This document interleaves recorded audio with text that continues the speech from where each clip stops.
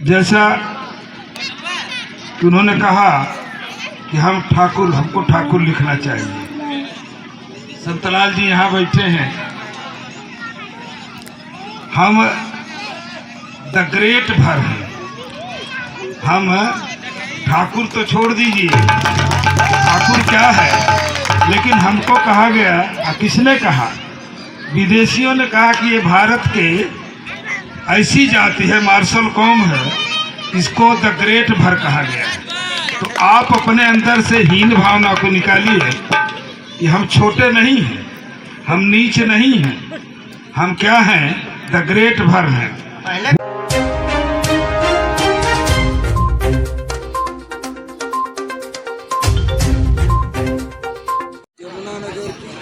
जमुनानगर की इस पवित्र पावन धरती पर आज राष्ट्रवीर महाराजा सुहेलदेव राजभर जी की 1017वीं जयंती के स्मृति में राजभर संयुक्त सुधार समिति जमुनानगर द्वारा आयोजित इस कार्यक्रम में आए हुए हमारे सम्मानित साथियों, हमारे साथ बैठे हमारे बड़े भाई, हमारे शुभचिंतक आदरणीय यशीराम राजभर जी, भाई संतलाल राजभर जी, हमारे पुराने साथी चंजीत राजभर जी, हमारे केंद्रीय मंत्री के सुपुत्र अभी राणा जी बता रहे थे, संभवतः पहली बार एक तो मीटिंग में आए और हम अपने जो पदाधिकारी हैं संस्था के, उनसे अनुरोध भी करूंगा कि जिस अतिथि को बुलाया जाए पूर्व से उस कार्यक्रम के बारे में, उस संस्था के बारे में जरूर उनको एक पत्रक दिया जाए, जिससे उनको अपनी बात रखने में सहूलियत हो सके। जैसा कि उन्होंने कहा कि हमको ठाकुर लिखना चाहिए। संतलाल जी यहाँ बैठे हैं। हम द ग्रेट भर हैं। हम ठाकुर तो छोड़ दीजिए, ठाकुर क्या है, लेकिन हमको कहा गया, किसने कहा? विदेशियों ने कहा कि ये भारत के ऐसी जाति है, मार्शल कौम है, इसको द ग्रेट भर कहा गया है। तो आप अपने अंदर से हीन भावना को निकालिए कि हम छोटे नहीं हैं, हम नीच नहीं हैं, हम क्या हैं? द ग्रेट भर हैं। वो भर जो 2500 वर्ष पहले ईसा के पूर्व, जिसका एक गौरवशाली इतिहास रहा है। तथागत बुद्ध के समय यह जाति पाई जाती है। अगर इतिहास आप पलटेंगे तो तथागत बुद्ध के समय यह जाति पाई जाती है, यानी ईसा के लगभग 300 वर्ष पहले। और तब से हमारी जाति का एक गौरवशाली इतिहास।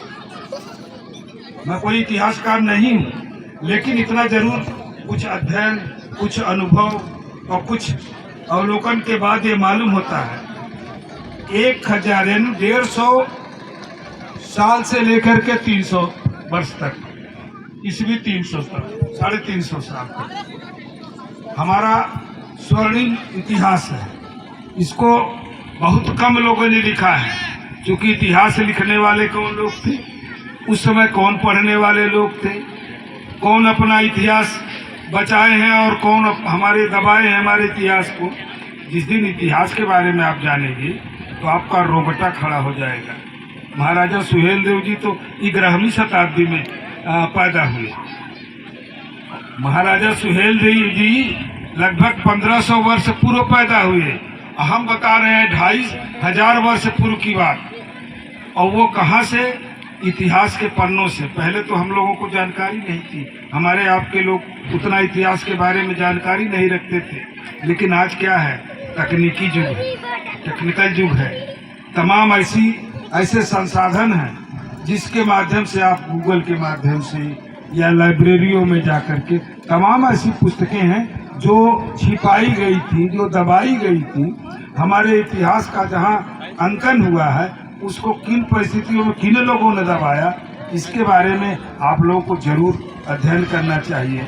यसी राम साहब अभी हमारे साथ बैठे थे, एक आदित्य राजभर जी हैं, बहुत नौजवान साथी हैं, चर्चा भी कर रहे थे उससे कि जो आप लोग सरकार को लिखते हैं, जो सरकार जवाब देती है, चाहे इतिहास के बारे में, चाहे अपने समाज के आरक्षण के बारे में, चाहे सरकारी जो सुविधा मिलनी हो उसके बारे में, जब आप लोग, मैं तो लिखता हूं और तमाम ऐसे सम्मानित साथी हैं लिखते हैं, तो सरकार के जो जवाब आते हैं, सरकार से जो मांग की जाती है, उसको आज के युग में जिस तरह से डिजिटल किया जा रहा है, एक क्रमबद्ध तरीके से उसको भी आने वाली पीढ़ी के लिए सजोया जाए, जिससे हमारे लोग जो हमारी कमियां रही उसको देखें, हमारी कमियां कैसे दूर होंगी उसको देखें, फिर हम आगे कैसे बढ़ेंगे उस पर चिंतन करके आगे काम करें। तो मैंने कहा जय राम साहब से कि आप प्रयास करिए, हम लोगों को लायक जो भी सहयोग होगा हम लोग पूरा करेंगे कि और हर स्तर से जहाँ भी आवश्यकता होगी अभिलेखों की खोजने के लिए, हम लोग भी कहीं लाइब्रेरियों में, सरकारी लाइब्रेरी में मेंबर हैं, कहीं गवर्नमेंट में रहे हैं। मैं आज सुबह एक घटना बताऊं। मैं 1995 में जब शिक्षा मंत्री जी का जनसंपर्क अधिकारी था, यहाँ सहारनपुर आया था। आज अभी चिंता जो व्यक्त की है कि संख्या यहाँ कम है। जब मैं सहारनपुर आया, चूँकि सरकार में था, प्रोटोकॉल था, डाक बंगले में रुका था, जब अपने लोगों के बीच में मौजमपुरा, सुखपुरा, बेरीबाग, उधर जेल चुनी, जब अपने लोगों के बीच में वो लाल बत्ती गाड़ी लेकर के एसडीएम सिटी मजिस्ट्रेट और तमाम लोग साथ जाते थे, तो लोगों में बड़ा उत्साह है कि चलो हमारे बिरादरी का भी कोई है आया है। आज उधर देखा हूँ तो अब तो तमाम ऐसे साथी थे जो इंस्पायर हो गए हैं, जो किन्हीं परिस्थितियों में हम लोगों के बीच में नहीं है, लेकिन इच्छा व्यक्त किया हूँ कल जरूर जाऊँगा। जो हमारे साथी एक मन बनाए हैं कि आगे बढ़ने का, समाज में एक भाईचारा बनाने का, एक दूसरे से संपर्क करने का, तो ये हमेशा रहना चाहिए। हमारे एक खजूरी के साथी बैठे हैं, अभी वो अपने खनियरा के साथी बैठे, हमारे क्षेत्र, हमारे जिले के तमाम लोग हैं, वो मिर्जापुर के हैं हमारे। तो एक दूसरे से संपर्क हुआ, नहीं तो अगर मीठी सम्मेलन नहीं होता, आप जीने का, खाने के लिए आए, खाने कमाने के लिए आए, परिवार का भरण पोषण करने के लिए आए, आप अपना करते, हम अपना करते, आते चले जाते ताली बजा के। लेकिन एक संस्था ही एक ऐसी माध्यम है, सम्मेलन ही एक ऐसा माध्यम है जिसके तहत एक दूसरे से हम आप परिचित होते हैं, और परिचय कभी कभी यही संपर्क हमारा रोटी बेटी में भी बदलता है। तो ये होना भी चाहिए कि हमारे जो संस्था यहाँ की है अच्छा काम करे, हम लोगों को लायक जो भी सहयोग हो। अगर 2-4 लाइन हम लोग लिखते हैं सरकार में, कोई आसान नहीं है, तो हमारी जिम्मेदारी है कि जिस समाज में पैदा है, जो समाज का ऋण हमारे ऊपर है, उस ऋण से पूर्ण होने के लिए कहीं न कहीं हमको 2 कदम चलना चाहिए। ये हमारी नैतिक जिम्मेदारी है, ये हमारा धर्म है। तो उस धर्म में अगर कोई कुछ करता है, 4 कदम चलता, तो कोई आसान नहीं करता, उसकी जिम्मेदारी है कि समाज में, आज समाज जो बेचारा गांव में खेती कर रहा है, उसको क्या मालूम है कि इतिहास क्या है, उसको क्या मालूम है कि भूगोल क्या है। वो तो सिर्फ सुबह खेत में गया, शाम को आया, फिर सुबह खेत में गया। लेकिन अगर आप समाज में टहल रहे हैं, समाज में एक पहचान बनी है, तो आप तो कुछ अच्छा बुरा समझने की जो शक्ति होनी चाहिए वो तो आपके अंदर होगी। जैसा कि हमारे साथी यसी राम साहब ने कहा, शिक्षा, आप कोई भी संगठन बना लो, कोई भी संस्था, चलो परिवार का ही 10 लोगों का अगर आपका संगठन है, तो वहाँ भी आपको सबसे पहले शिक्षा और संस्कार होना चाहिए। जिस दिन आप शिक्षित नहीं होगे तो आपको संस्कार नहीं मालूम होगा, आपको आचरण व्यवहार नहीं मालूम होगा, अच्छा बुरा की पहचान नहीं होगी। तो पहले हमारा शिक्षा बहुत जरूरी है, और शिक्षा ज्ञान के लिए लीजिए, व्यापार के लिए तो तमाम लोग ले रहे हैं, लेकिन आप ज्ञान के लिए शिक्षा जिस दिन लेंगे, उस दिन आपका आचरण भी बदलेगा, उस दिन आपका व्यवहार भी बदलेगा, उस दिन आपका संस्कार भी बदलेगा। जब संस्कार बदलेगा, व्यवहार बदलेगा, आचरण बदलेगा, तो समाज में आप जाओगे, किसी भी जात के बीच में बैठोगे तो लोग जरूर कहेंगे कि ये भाई अच्छी जात का, अच्छे कौम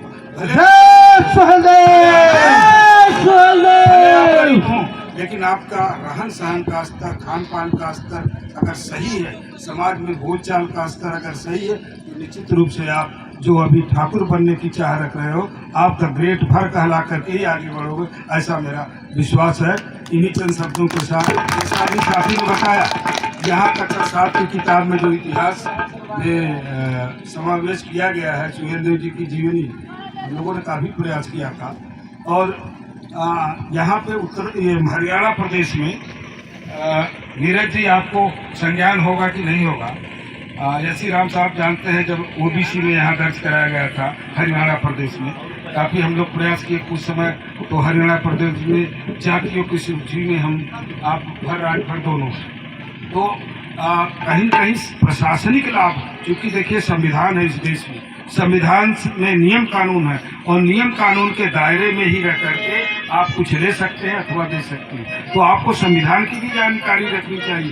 तमाम ऐसे यहाँ मोहल्ले हैं, तमाम ऐसे घर हैं जिनके पास कोई आवास ही नहीं, जिनके पास खाने के लिए शाम को ठिकाना भी नहीं, तो कैसे आप अपना जीवन व्यतीत करते हैं, गांव से आकर के शहर में मजदूरी करके इस प्रदेश का भी नाम बढ़ा रहे हैं, अपने परिश्रम से इस देश का भी नाम बढ़ा रहे हैं, अपने परिवार का भी भरण पोषण कर रहे हैं। लेकिन एक साथी ने कहा, मैं तो कहूँगा तो कुछ लोगों को बुरा लग जाएगा, जो संस्कार में हमारे जो गिरावट आ रही है, जो हमारी नई पीढ़ी इधर जा रही है नशा की तरफ, शिक्षा तो ठीक है ले रहे हैं लोग, लेकिन जो हमारी नई पीढ़ी नशा की तरफ जा रही है, अभी गांव में हम लोग जब जाते हैं तो 13 साल से लेकर के 20 साल के बच्चे देखिए शाम को क्या करते हैं, बल्टी बबली मोबाइल उठा लीजिए, मोबाइल लेकर के खेत में चले जाएंगे, मेड़ पे बैठ जाएंगे, दिन भर रात भर मोबाइल देखेंगे। और कहीं बारात में चले जाइए तो कोई कट्टर राजभक्त, कोई दबंग राजभक्त, मतलब इस तरह का व्यवहार आचरण करने तो दूसरे लोग भी देखेगा कहा भरवा हुई हैं, सीधे कहें भरवा हुई दिखाओ, अपना आचरण अपना व्यवहार काहे भी इस तरह का खराब कर, इसको कौन देखेगा, इसके माँ बाप नहीं देखेंगे, हम आप जी भी नहीं देखेंगे, तो कैसे बदलाव होगा? कौन सा हनुमान चालीसा पढ़ेंगे कि आपको प्रगति हो जाएगी? आप अपना श्रद्धा रखिए भगवान के प्रति, वो तो ठीक है, वो अपनी अपनी श्रद्धा, लेकिन कहीं कहीं हमको अपने परिवार में जो कमी है उसको सरकार नहीं पूरा करेगी, उसको कौन पूरा करेगा? हम आप करेंगे। अब बच्चे की बटन टूटी अगर है, स्कूल जा रहा है, उसको उसकी माँ अगर वो बटन नहीं लगाएगी तो वो बच्चा जाएगा स्कूल में, कोई नीच जात का बच्चा है, बटन ये टूटी है, मुँह साफ है नहीं, कौन देखेगा? ये सरकार करेगी, ये तो हमको आपको करना होगा ना।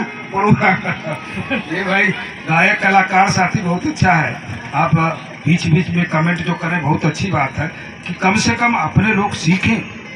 अब ये गीत के माध्यम से, हमारे जो गायक कलाकार हैं ये लोग गीत के माध्यम से महाराजा का इतिहास और समाज में जो इस समय बुराइयां उसको कैसे दूर किया जाए उसको गीत के माध्यम, हम लोग तो बोल के कह रहे हैं लेकिन ये क्रमबद्ध तरीके से गीत लिख करके गीत के माध्यम से सुनाते हैं। इसके लिए मैं इन लोगों का बहुत बहुत शुक्रिया अदा करता हूँ, धन्यवाद करता हूँ और अपेक्षा भी करता हूँ कि ऐसी गीत लिखें, ऐसी बात कहें जिससे समाज में एक सोचने की शक्ति जो वो प्रबल हो, लोग सोचने के लिए मजबूर हों कि आखिर में इन्होंने कहा है तो क्या कारण हो सकता है, कैसे ये इसको हम अपने समाज में कैसे अपने जीवन में इसको ला सकते हैं। तो इन सब बातों का भी ध्यान हमको रखना चाहिए। हम लोग कोई इतिहासकार या क्या नाम है स्पीकर नहीं है, लेकिन 2-3 बात कहेंगे। अभी मूर्ति की बात हो रही थी नीरज जी, आप लोगों को मालूम होगा सरकारी तौर पे पहली मूर्ति 1998 में मैंने स्वीकृत कराया था, जो लाल बाग तिराहे लखनऊ में लगी है, वो सरकारी तौर पे पहली मूर्ति सरकार, मतलब किसी पूरे देश में अगर पहली मूर्ति लगी है तो सरकार की तरफ से वो लाल बाग तिराहे, जबकि मैंने कराया था उस समय श्रावस्ती के लिए कि ये श्रावस्ती महाराजा सुहेल देव जी जन्मस्थली है, कर्मस्थली है श्रावस्ती में, वहाँ पे लगे, लेकिन हमारे कुछ नेताओं ने अपना उस समय श्रावस्ती के बजाय लखनऊ में लगा दिया। बढ़िया है, लगी है, कहीं प्रदेश की राजधानी है, लगी है, लेकिन सच्चाई को उसको नकारना नहीं चाहिए। अभी महाराजा सुहेल देव यूनिवर्सिटी है, आपको मालूम होगा, आजमगढ़ के जो साथी है और अन्य साथी भी जानते हैं। 2022 में मैंने लिखा कि यहाँ इस यूनिवर्सिटी तो महाराजा सुहेल देव जी के नाम से बन गई, लेकिन उनकी मूर्ति क्यों नहीं लगी? अन्य जो यूनिवर्सिटियां हैं जिनके नाम से, जिन महापुरुषों के या जो अमर सपूत हैं उनके नाम से लगी है, उनकी मूर्ति लगी है, लेकिन महाराजा सुहेलदेव की मूर्ति क्यों नहीं लगी है? 2 साल के बाद आपको खुशी होगी, जल्द ही मूर्ति लगने वाली स्वीकृत भी हो गई है और जल्द ही वो भी लगभग 27 लाख में बने, वो भी सरकारी तौर पे लगेगी, उसमें किसी का कोई योगदान। मुझे पत्र जारी हुआ तो कुछ साथी पूछ रहे थे, सतलाल जी भी पूछ रहे थे कि डॉक्टर साहब आपको पत्र जारी हुआ तो 60 लाख आप कहाँ से देंगे? भगवान ईश्वर ने हमको भी बुद्धि दिया है, हम लोग भी सत्ता में रहे हैं तो जानते हैं कि अधिकारी पर कैसे फाइल घुमाता है। तो हम खुद उलट दिए हैं, अब सरकार ही पैसा देगी, सरकार ही नीति लगाएगी। हमारा एक और प्रयास है, इसमें कोई वाहवाही लेने की जरूरत नहीं, एक और प्रयास है कि जिस तरह से हरियाणा प्रदेश में अध्यक्ष जी सुहेलदेव जी का जीवन परिचय शामिल किया गया है, उसी तरह सेंट्रल लेवल पे मैंने लिखा है, सरकार के जवाब आए हैं और अंतिम दौर में भी है एनसीईआरटी में, तो उसी तरह से सुहेलदेव जी की जीवनी, फारसी नागवंश का इतिहास, ये दोनों जो है हमारे इतिहास के किताबों प्राथमिक से लेके इंटरमीडिएट उच्च शिक्षाओं तक जो भी है वो उसमें शामिल होना चाहिए। ऐसा हम लोगों ने प्रयास किया, प्रयास भी कर रहे हैं। इन्हीं चंद शब्दों के साथ आप सभी लोग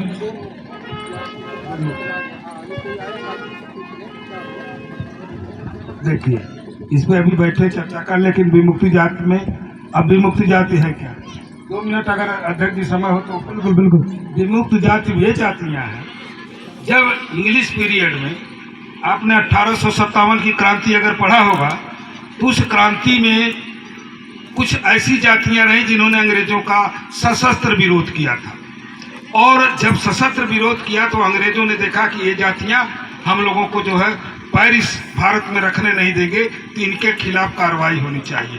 काफी प्रयास किया, लेकिन ये लोग क्या करते थे, अंग्रेज जा रहा है, हमारे भर ही जात नहीं, तो उस समय 198 जातियां थी पूरे भारतवर्ष में, 198 जातियां थी। 198 जातियों जिनको कबीला के रूप में कहते थे, ये लोग अंग्रेजों का विरोध करके जंगलों में चले जाते थे, पहाड़ों में चले जाते थे, नदियों किनारे चले जाते थे, गुफाओं में चले जाते थे, उनको मारते थे, चले जाते थे। तो अंग्रेजों ने देखा कि वास्तव में इस हर चीज का तो हम लोग तोप का जवाब तोप से दे रहे हैं, लेकिन इस लड़ाई का जो मार करके भाग जा रहे हैं, गुरिल्ला वार करके जा रहे हैं, इन लोगों को कैसे हराया जाए। तब उन्होंने 1871 में एक एक्ट बनाया, एक नियम बनाया, कानून बनाया, ऐसी जातियां जिसको क्रिमिनल ट्राइब्स एक्ट हो जाएगा, ऐसी जातियां जो क्राइम करके हमारे आधिपत्य को स्वीकार नहीं कर रही हैं, ऐसी जातियों की एक सूची बनाई जाए और उनको ऐसे कानून में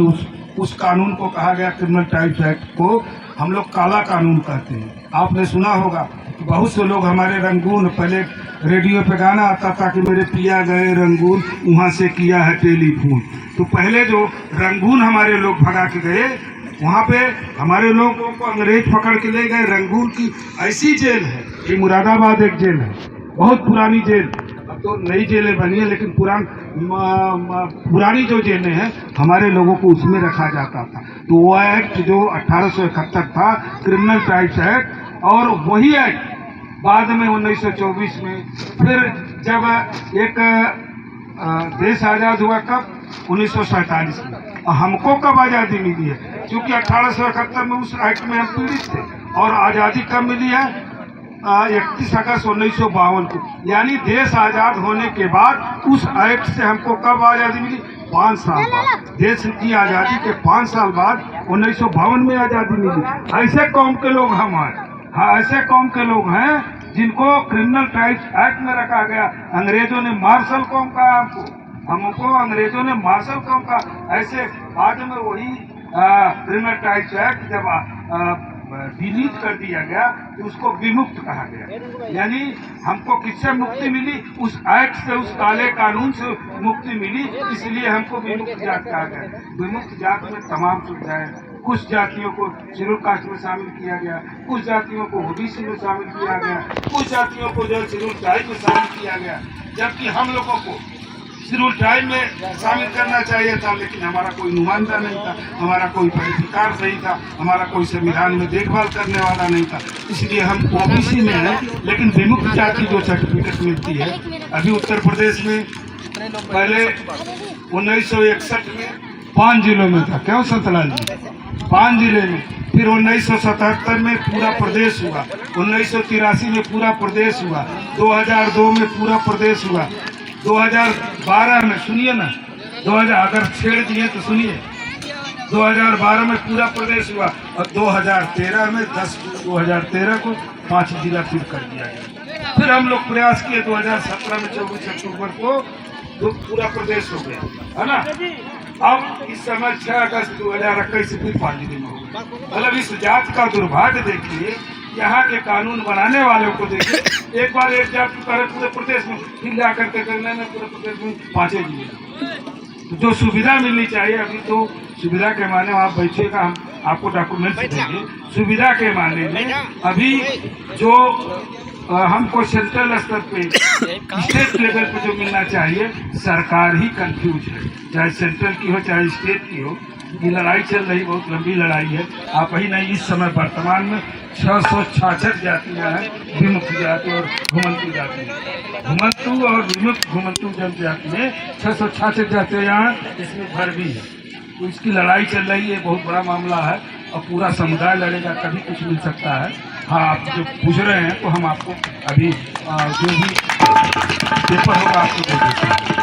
मैं समाज समझेगा, हमको 5 ही लोग को जरूरत हो, शंकर जी की बारात की जरूरत नहीं, 5 ही लोगों जो चिंतन करे, जो समझे, जो हमारी बात को दूसरे को समझावे, ऐसा जो है विचारवान रखना चाहिए। और जहाँ आपके संगठन की आवश्यकता हम लोगों की होगी, एकदम बताइएगा। शासन प्रशासन में कैसे जो है आपको यहाँ लाभ मिले। अभी जैसे बैठे थे, ये भी कनौजिया जाते हैं, अभी वो कह रहे थे हम करीब 1891 का सेंसस देखो होगा तो आप भी हमारे उपजात में। कहा नहीं साहब, हम कहीं पहले पढ़ लो। तो कहीं कहीं आप जहाँ रह रहे हैं सभी लोगों से, जो अन्य जाति हैं उनसे तालमेल बना के, जो अन्य साथी आपके लोगों के आए हैं उन लोगों से तालमेल बना के रहिए। क्योंकि आप परदेशी हैं, तो परदेशी होने के नाते आप सबसे मिलजुल के रहेंगे तो आपको लाभ मिलेगा। इन्हीं चंद शब्दों के साथ आप सभी लोगों का बहुत बहुत, कहता तो बहुत कुछ, लेकिन समय आपका बहुत हो गया और मैं आप सभी लोगों का शुक्रगुजार हूँ। चाहे वो चंडीगढ़ से हमारे साथी आए हैं, चाहे हमारे पटियाला से साथी आए हैं, जगाधरी से साथी आए हैं, इधर अभी वहाँ से कुरुक्षेत्र से आए हैं साथी। हाँ, तमाम लोग आए हैं, तो मैं उनका सबका तहे दिल से खैर मकदम करता हूँ। और इस अपील के साथ कि आप जहाँ भी हो संगठन बनावे, एक दूसरे से तालमेल करें, लेकिन अपना आचरण व्यवहार जरूर सुधारें। अभी सोशल मीडिया पे कमेंट चलता है, कभी पासी का कभी नहीं, किसी को कमेंट करने की जरूरत। जिस दिन आप रिटर्न में हो जाएंगे, आए कह के जा रहा हूँ आपके यहाँ, जल्दी ही हम नेताओं के भरोसे नहीं हैं, जो हो सकता है राजनेताओं की अपनी कोई मजबूरी होगी, नहीं कुछ कर, लेकिन हमारी कोई मजबूरी नहीं है। लेकिन सरकार को लिखवा के, झुका के राजभर सब जोड़ाने का हमारा पूरा प्रयास है। और हम वो समय सीमा अंतिम चरण में, ऐसा जो है मैं आपको भरोसा देके जाता हूं। और जो भी साथी हैं सब मिलजुल कर गए, ये ऐसी मेरी कामना है। मेहनत से काम करिए, खर्चा बचाइए, बच्चों को पढ़ाइए, यही सिफारिश करूंगा।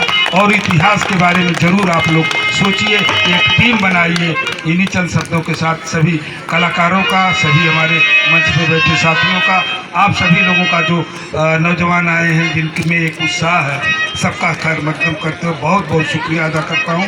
जय हिंद। राजभर एकता जिंदाबाद, जिंदाबाद जिंदाबाद, राजभर एकता जिंदाबाद, जिंदाबाद जिंदाबाद। अगर आप चैनल पे नए हो तो चैनल को सब्सक्राइब करना ना भूले। वीडियो को ज़्यादा से ज़्यादा शेयर कीजिए।